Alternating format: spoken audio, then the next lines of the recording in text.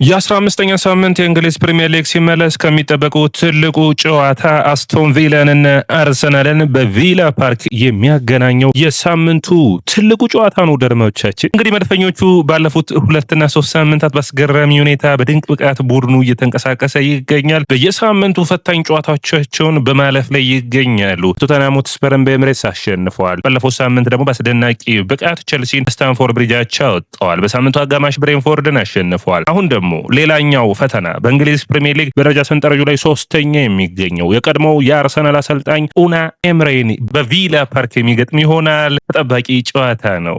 ቪላ እንግዲህ አርሰናልን ታቻምና ከእንግሊዝ ፕሪሚየር ሊግ ዋንጫ ያስቀረው የኡና ኤምሬው ቪላ መሆኑ መረሳት የለበትም። አርሰናል ይህንን ጨዋታ የማሸነፍ ዕድሉ በወታ ሱፐር ኮምፒውተር ግምት መሰረት 47% ሰጥቶታል። አርሰናል እንግዲህ ከሁለት በላይ ጎሎችን ሳይቆጠሩበት 108 ጨዋታዎች አልፈዋል። አርሰናል ለመጨረሻ ጊዜ 3 ጎል የተቆጠረበት በሉተን ታውን ነበር። ሉተን ታውንን 4-3 ያሸነፈበት ጨዋታ። ድንቅ የመከላከል ብቃት፣ ድንቅ የማጥቃት አቅም ያለው መድፈኞቹ ዘንድሮ የእንግሊዝ ፕሪሚየር ሊግን ዋንጫ ለማሸነፍ በቪላ ፓርክ ድልን መቀናጀት ይጠበቅባቸዋል። ምክንያቱም ከስራቸው የማንቸስተር ሲቲ ወቅታዊ ብቃት የሚጠበቅ ነው የሚሆነው። ሲቲም በሜዳው እንግዲህ ሰንደርላንድን ይገጥማልና አርሰናል ቀደም ብለው የ15ኛ ሳምንት የእንግሊዝ ፕሪሚየር ሊግ የመጀመሪያው ጨዋታ ነው የሚሆነው 9 ሰዓት ተኩል ቀን ላይ የሚደረግ ጨዋታ ነው። ስለዚህ ጨዋታ በቅድመ ጨዋታችን ተመልሰን መጠናል። የምንነግራችሁ ነገሮች አሉን። ወደ አድማጮቻችን ይህ የያ ስፖርት ነው። ያላችሁን የውጤት ግምት ደግሞ አስቀምጡልኝ። ቪላ ፓርክ ላይ ኡናይ ኤምሬ ከማይክል አርቴታ፣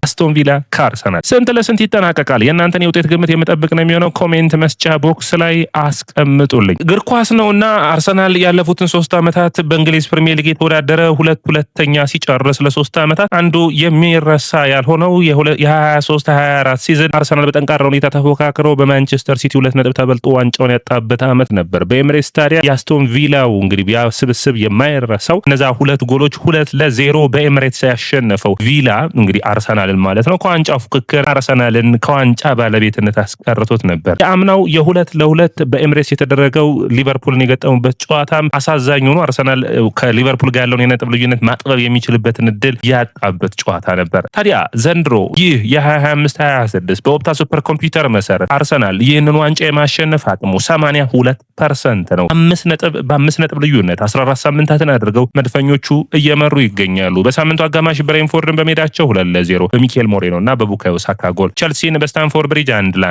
የሚኬል ሞሬኖ አስደናቂ ብቃት ተጨምሮበት ዘንድሮ የውድድር ዓመት አርሰናል ዋንጫውን የማሸነፍ ፍላጎት ካለው ቪላ ፓርክ ላይ ማሸነፍ ግድ ይላቸዋል። እንግዲህ ለዚህ ወቅታዊ ብቃት ደግሞ መነሳት የሚጠበቅበት ሰው አንድ ሰው ነው፣ ሚኬል ሞሬኖ። ሚኬል ሞሬኖ እንግዲህ አስደናቂ የፕሪሚየር ሊግ ጎል የማስቆጠር አቅሙ ላይ ይገኛል። አርሰናል መድፈኞቹ ባለፉት ጨዋታዎች ከሜዳቸው ውጭ ጎሎችን ሲያስቆጥሩ በጭንቅላታቸው ነው። ካለፉት 13 የፕሪሚየር ሊግ ተቃራኒ ጎል ላይ ካስቆጠሩት ውስጥ ከሜዳቸው ውጭ 8ቱ ከቆም ኳስ ነው ያስቆጠሩት። ያ ብቻ አይደለም። ይህ ሚኬል ሞሬኖ ታዲያ በቪላ ፓርክ ቪላ ካለፉት 9 ጨዋታዎች የተቆጠረባቸው በሜዳቸው 6ቱ ከቆመ ኳስ ወይም ደግሞ በጭንቅላት የተቆጠረባቸው፣ ያለፉት 3ቱም በቀጥታ የተቆጠሩት ከቆመ ኳስ ነውና የቪላን የቆመ ኳስ ችግር አርሰናል በሚገባ መጠቀም የሚችልበት ስቴጅ ላይ ያለ ይመስለኛል። አርሰናል 127 ሹቶችን አድርገው 27 ጎሎችን አስቆጥረው 16 በጭንቅላት አስቆጥረው ከ27-16 ወደ አድማጮቻችን 11ዱ ከነጻ የጨዋታ ጎል ነው የተቆጠረው። ምን ያክል በጭንቅላት ጎልን በማስቆጠር በእንግሊዝ ፕሪሚየር ሊግ ላይ ጠንካራ ቡድን እንደሆነ አርሰናል የሚያሳይ ነው። ከዛ ውጭ 43ቱን በግራ እግር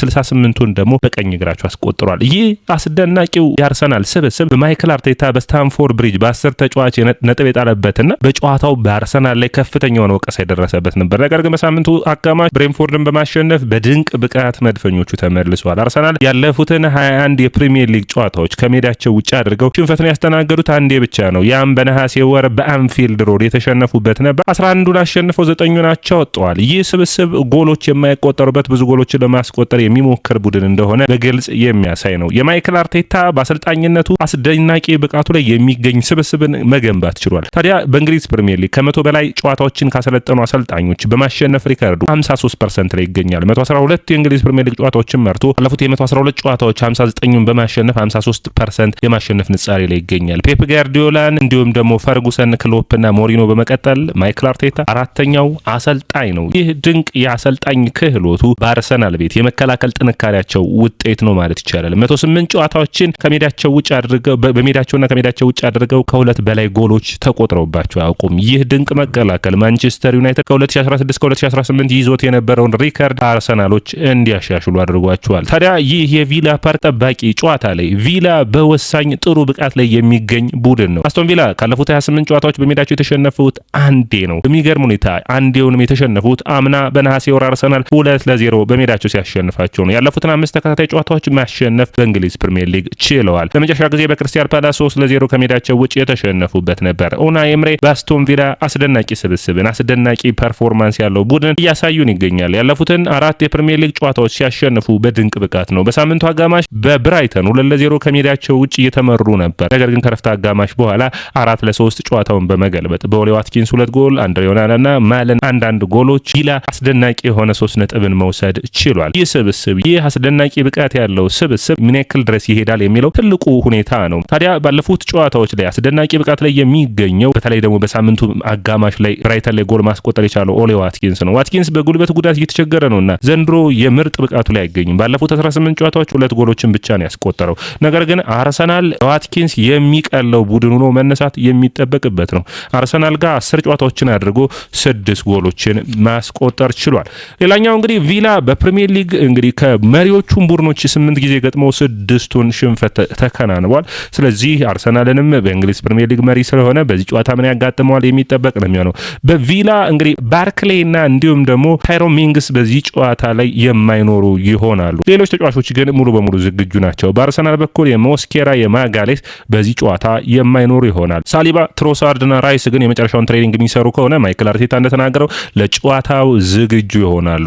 አስቶን ቪላ ከአርሰናል ተጠባቂ ጨዋታ አምና በዚህ ወቅት የመጀመሪያውን ጨዋታ ሲገጥሙ ወደ አርሰናል ወደ ቪላ ፓርክ አቅንቶ ሊያንድሮ ትሮሳርድ ተቀይሮ ገብቶ አስገራሚ ጎል ከዛው ቶማስ ፓርቴ ዲፍሌክሽን ጎል አስቆጥረው 2-0 እንዳሸነፉ የሚታወስ ነው። ቪላ ከአርሰናል አርሰናል ጨዋታውን የማሸነፍ እድሉን በዚህ ጨዋታ ላይ 47% በኦፕታ ሱፐር ኮምፒውተር ተሰጥቶታል። አቻ 24%፣ 29% ደግሞ ለቪላ ተሰጥቷል። ወደ አድማቻችን ግምት ያስተላለፉን ላድርሳችሁ። ኢሚሊያኖ ማርቲኔዝ ግብ ጠባቂ ሆኖ የሚጀምር ይሆናል በቪላ በኩል። ማቲካሽ ኮንሳ እና ፓው ቶሬስ እንዲሁም ደግሞ ሉካ ዲኜ የተከላካይ መስመሩን የሚመሩ ይሆናል። የቪላ ጥንካሬ የአማካይ መስመሩ እንደሆነ ይታወቃል። ካማራ ኤሊመንስ እና ማጊን የአማካይ መስመሩን ይዛሉ።